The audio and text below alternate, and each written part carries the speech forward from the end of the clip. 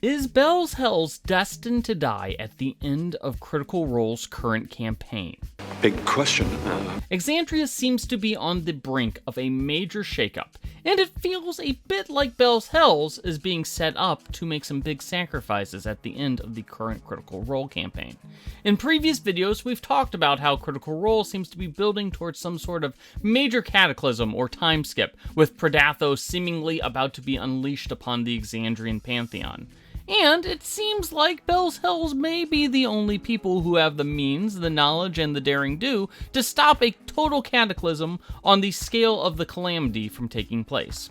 Now, in a previous video, we mentioned how there seemed to be some parallels being built between the most recent Exandria Unlimited and the current campaign, with some of the same table compositions, the same type of big bads, and even a few weird parallels between character backstories. Seriously, Abria, will all of your guest PCs be X's of Critical Role cast characters? So, this leads us to wondering whether Bell's Hells will be asked to make the same kind of sacrifices as the Exandria Unlimited characters. Are we about to get another Rogue One ending in Critical Role? Now keep in mind that Critical Role is only about halfway through its campaign, and there are a lot of twists and turns that could still take place. But we're clearly now in the second act of whatever story Matt Mercer is weaving, and we still don't even know what actually happened when Vax got turned into a bauble, and Ludinus got his Final Fantasy VI moment. But given the makeup of the current cast of characters, we can't help but wonder if Matt sees a path before him where Bell's Hells are put in a position where a big sacrifice is what makes the most sense. Now, one of the recurring themes of Campaign 3 is how outgunned and underpowered Bell's Hells are compared to the type of foes that they're facing. Ludinus is an in-boss level threat, capable of putting down multiple level 20 characters, and he's just unleashed something even more powerful into the world.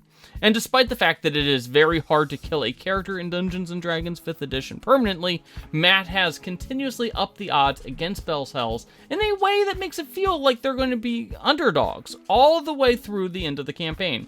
Without some major, vestiges of divergent upgrades, Bell's Hells are never going to go into a big confrontation with the upper hand.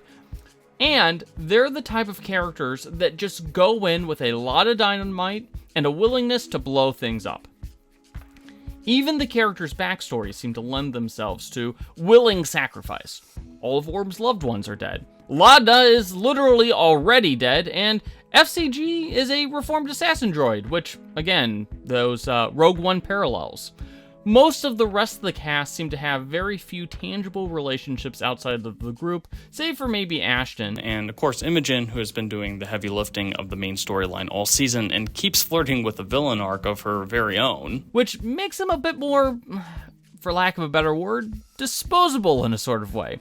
We've seen how the cast isn't being risk-adverse at all in Campaign 3, which is kind of pleasant given how much they avoided threats in Campaign 2, and has continuously put the group in a bunch of interesting situations, often with the party split, often with the party outgunned, and often with the party close to death. We're about halfway through the campaign, let's say, and we've faded to white twice to pull the party out of TPK-esque situations, often where most, if not all, the party have been on the verge of dying. Now, there is a lot of story left to be told, and we still don't know the exact stakes or even what the end scenario of Campaign 3 will be.